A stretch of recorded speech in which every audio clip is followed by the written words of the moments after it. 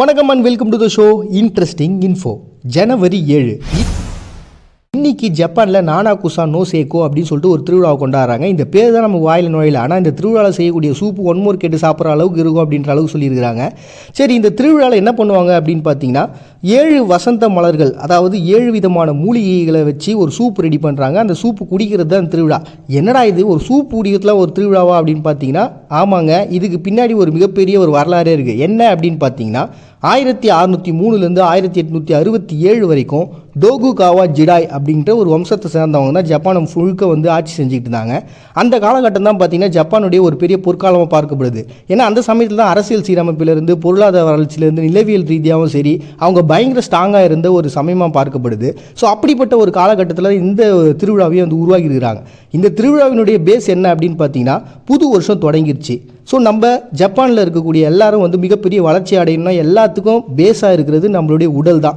அதை நம்ம நல்லா ஸ்ட்ராங்காக வச்சுக்கணும் அப்படின்னா அதுக்கு என்ன பண்ணலாம் அப்படின்னு யோசித்தா என்ன பண்ணியிருக்காங்கன்னா 7 விதமான மூலிகைகளை அவங்க வந்து ரெடி பண்ணியிருக்காங்க. இந்த வசந்த காலம் ஸ்டார்ட் ஆகிற சமயத்தில் பார்த்தீங்கன்னா காட்டு பகுதிகளில் இந்த மூலிகைகள்லாம் கிடைக்குது. அதை பறித்து எடுத்துகிட்டு வந்து இந்த சூப் வந்து செஞ்சு ஒரு குறிப்பிட்ட திசையை நோக்கி நிற்பாங்க.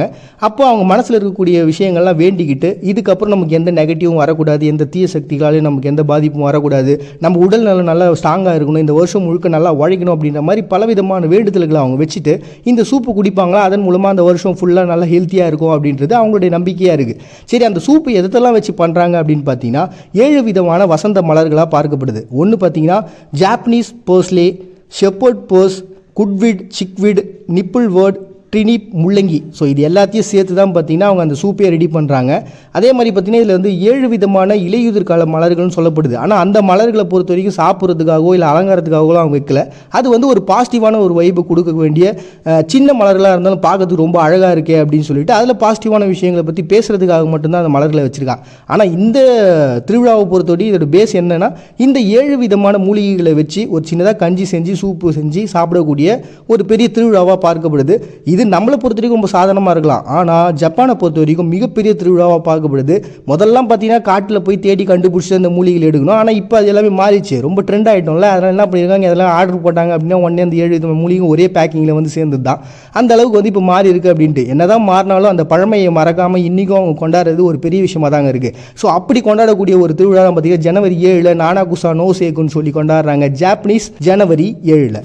அடுத்ததாக பார்த்தீங்கன்னா லைபீரியாவில் பைனியர்ஸ் டே அப்படின்னு சொல்லிட்டு ஒன்று செலிப்ரேட் பண்ணுறாங்க. இந்த செலிப்ரேஷன் பார்த்தீங்கன்னா பயங்கர பிரம்மாண்டமாக வேறு லெவலில் கொண்டாடிக்கிட்டு இருக்கக்கூடிய ஒரு திருவிழாவாக இருக்குது லைபீரியாவில்.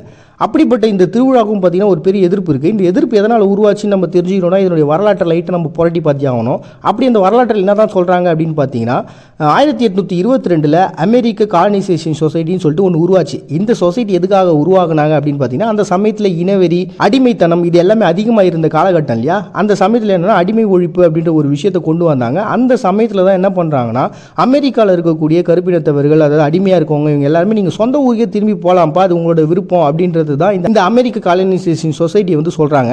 அப்படிப்பட்டவங்க என்ன பண்ணுறாங்கன்னா திரும்பி அவங்களுடைய ஊருக்கு போகக்கூடிய அந்த ஒரு நிகழ்வானது நடக்குது. அப்படி அவங்க கப்பல் மூலமாக அவங்களுடைய லைப்ரரியாவில் இருக்கக்கூடிய பகுதிக்கு வந்து சேர்ந்த அந்த நாளை தான் பார்த்தீங்கன்னா இந்த பைனியர்ஸ் டே அப்படின்னு சொல்லிட்டு இவங்க செலிப்ரேட் பண்ணுறாங்க.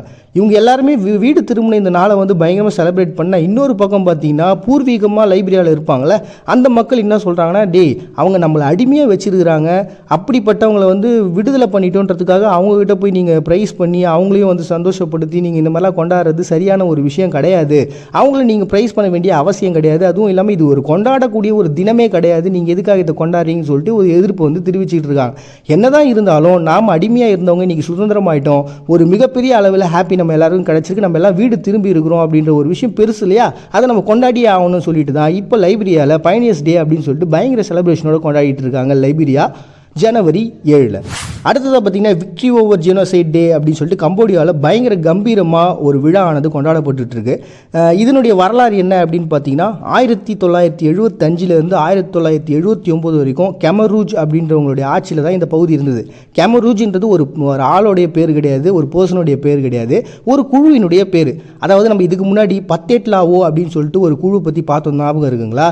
ஸோ அதே மாதிரியான ஒரு குழு தான் இவங்களுக்கும் பார்த்தீங்கன்னா வியட்நாம் தான் வந்து சப்போர்ட் பண்ணுறாங்க. வராங்க. இவங்க என்ன பண்ணுறாங்க அப்படின்னு பார்த்தீங்கன்னா கம்யூனிசத்தை பரப்பணும் அப்படின்றது தான் இவங்களுடைய எண்ணமாக இருக்குது. ஸோ கம்போடியா முழுக்க என்ன பண்ணுறாங்கன்னா அவங்களுடைய கம்யூனிசத்துக்காக பயங்கரமாக போராடுறாங்க. இவங்களுடைய தாற்பயமே என்னமாக இருக்குது அப்படின்னா முதலாளித்துவத்தை ஒழிக்கணும். நல்ல விஷயம் தானப்பா, சூப்பராக தானே இருக்குது. இவங்களை அழிச்சதை போய் எதுக்கு கொண்டாடுறாங்க அப்படின்னு நீங்கள் யோசிச்சு பார்த்தீங்கன்னா, அதாவது இவங்க என்னமோ நல்ல ஒரு தாட்டோடு தான் வந்திருக்கிறாங்க. ஆனால் அங்கே பார்த்தீங்கன்னா முழுக்கவும் இந்த மதம் சார்ந்தவங்க நிறைய பேர் இருந்திருக்காங்க. ஆனால் இந்த கம்யூனிசத்தை பொறுத்த வரைக்கும் மதத்துக்கு எதிர்ப்பானவர்கள் இல்லையா, அதனால் என்ன பண்ணாங்க அப்படின்னா அங்கே இருக்கக்கூடிய மதம் சார்ந்தவங்க அத்தனை பேரையுமே வந்து நடுரோட்டை தூக்கில் போடுறது, இந்த இஸ்லாமியர்களை நிறைய பேரை கொல்றது, புத்திஸ்ட்டுகளை கொல்றது, துறவிகளை கொல்றது அப்படின்னு சொல்லிட்டு நிறைய பேர் கொன்று குவிச்சிருக்கிறாங்க. நிறைய முதலாளித்துவத்தை வந்து அழிச்சிருக்கிறாங்க. அப்படி அழிக்கும் போது ரொம்ப ஈவி இறக்கமே காட்டாமல் கொண்டு இருக்கிறாங்க. இதனுடைய உச்சகட்டம் என்ன சொல்லணும் அப்படின்னா கிட்டத்தட்ட 2 மில்லியன் மக்கள் இதனால் அழிஞ்சிருக்கிறாங்களாம்.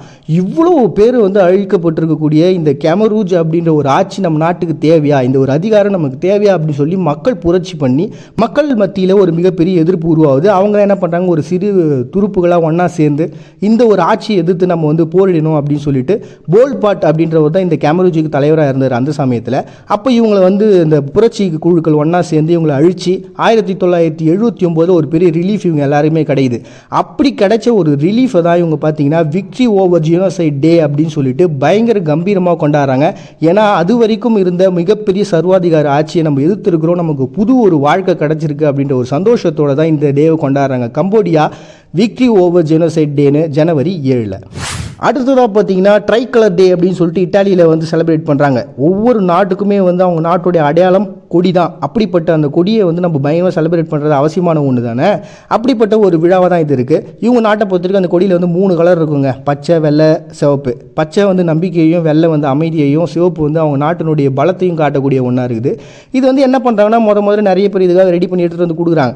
அந்த சமயத்தில் பார்த்தீங்கன்னா ஜிஸ்போ காப்பங்கோனி அப்படின்ற ஒரு பர்சன் தான் பார்த்தீங்கன்னா இது வந்து நல்லா இருக்குது, இதையே நம்ம ஏற்றுக்கலாம் அப்படின்னு சொல்லிட்டு. ஏன்னா இவர் வந்து அந்த சமயத்தில் பார்த்தீங்கன்னா ஒரு பெரிய அறிஞராகவும், ஒரு வரலாற்று ஆசிரியராகவும், ஒரு பெரிய ரைட்டராகவும் இருந்திருக்காரு, அரசியல்வாதியாகவும் இருந்திருக்காரு. இவ்வளோ பதவிகள் இருக்கிறதுனால இவர் சொன்னால் கரெக்டாக தான் பாருக்கும்னு சொல்லிட்டு அந்த மக்களும் ஏற்றுக்கிட்டு உருவாக்கின கொடி தான் பார்த்தீங்கன்னா இப்போ நம்ம பார்த்துட்டு இருக்கக்கூடிய இந்த இத்தாலிய கொடி. அப்படி உருவான இந்த நாள் தான் பார்த்தீங்கன்னா national flag day, tricolour day அப்படின்னு சொல்லிட்டு செலிப்ரேட் பண்ணுறாங்க இத்தாலி ஜனவரி 7.